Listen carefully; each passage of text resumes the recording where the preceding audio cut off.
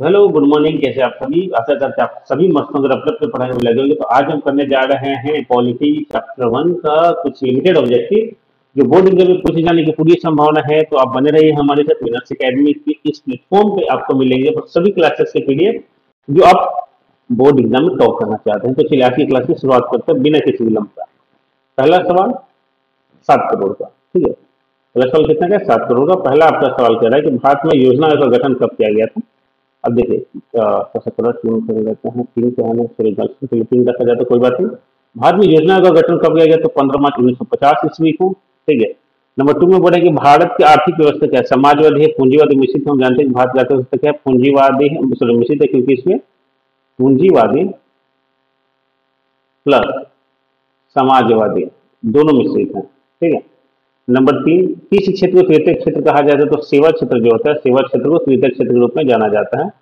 Number 4 number एक अर्थव्यवस्था का सृजन कहाँ से होता है? प्राकृतिक संसाधन से, इससे भी होता है। भौतिक संसाधन से, इससे भी होता है। मानवीय संसाधन से। तो भाई तीनों ए प्लस बी प्लस सी तीनों मिल रहे हैं, तो इसका आंसर हो जाएगा आपका डी। ये है मैथ। अर्थव्यवस्था के मुख्य प्रकार कितने होते हैं? 2 होते हैं, 3 होते हैं, 4 होते हैं? हम जानते हैं कि 3 होते हैं। 3 क्षेत्र आपको है ना।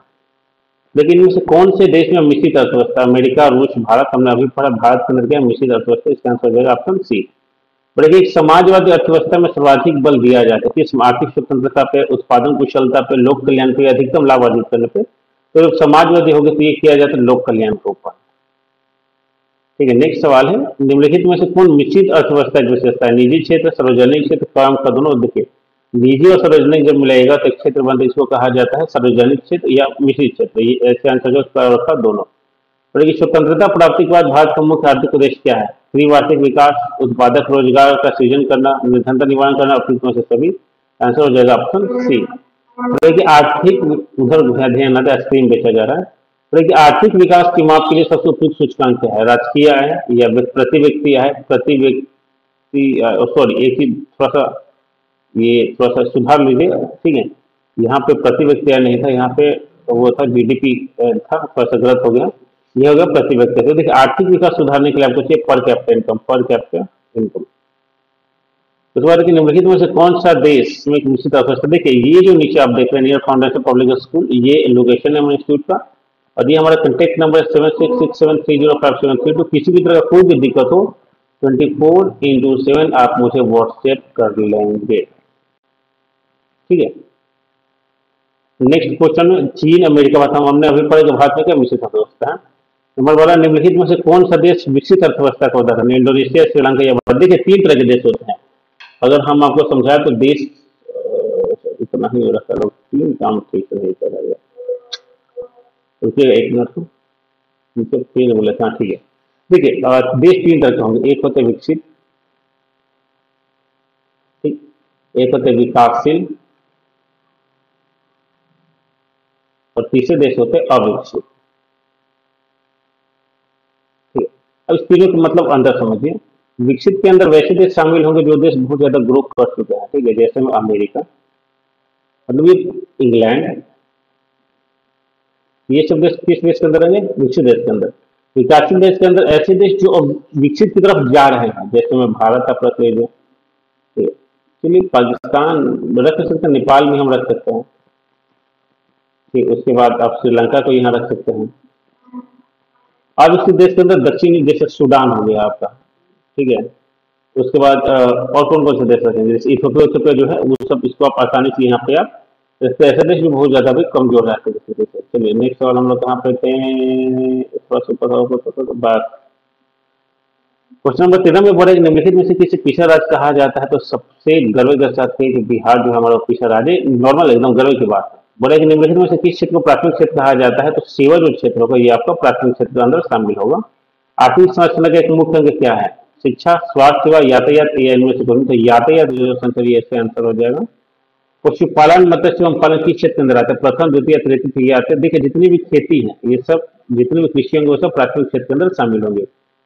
निम्नलिखित में से कौन सामाजिक संरचना का अंग है? शिक्षा, प्रशिक्षण, प्रशिक्षण मतलब ट्रेनिंग, स्वास्थ्य सेवाएं, आवास, योगिक में सभी, इस सभी चाहिए एक सामाजिक संगठन के लिए।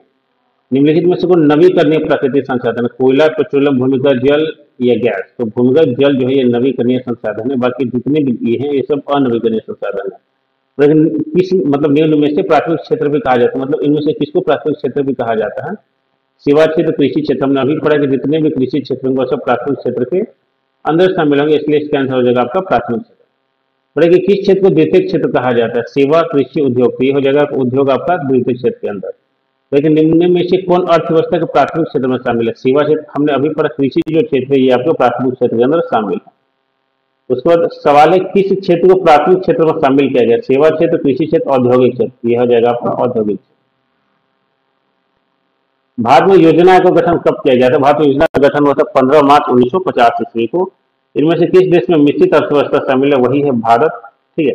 इनमें से किसी पिछड़ा राज्य कहा जाता है? बिहार। भारत में सेवा क्षेत्र को सामान्यतः कितने भाग में बांटा गया? हाँ देखिए, और बोले जो सेवा क्षेत्र है, सेवा क्षेत्र को कितने भाग में बांटा गया? तो हम जानते हैं सेवा क्षेत्र को 6 भागों में बांटा गया।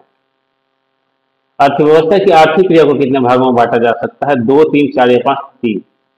सन 2008-9 के अनुसार भारत की औसत प्रति व्यक्ति कितना? ये देखिए, ये जो डाटा है, ये डाटा पूछा आपका 2008-9 के अनुसार औसत प्रति व्यक्ति आए, मतलब पर कैपिटा इनकम कितना था? तो उसमें था 25,494 रुपया। ठीक है। उसके बाद नेक्स्ट सवाल आते हैं, भारत में पहली पंचवर्षीय योजना की अवधि क्या थी? 1952 नहीं, 1951 से 1956। क्योंकि देखिए 1951 से पंचवर्षीय योजना शुरू हुई थी, तो 1956 में शुरू होगा। 51/56, उससे ज्यादा आपको मैथ आता होगा। राष्ट्रीय विकास परिषद का गठन कब किया गया था? तो 6 अगस्त 1952 ईस्वी को राष्ट्रीय विकास परिषद का गठन किया गया। तो ये हो गया आपका आंसर डी।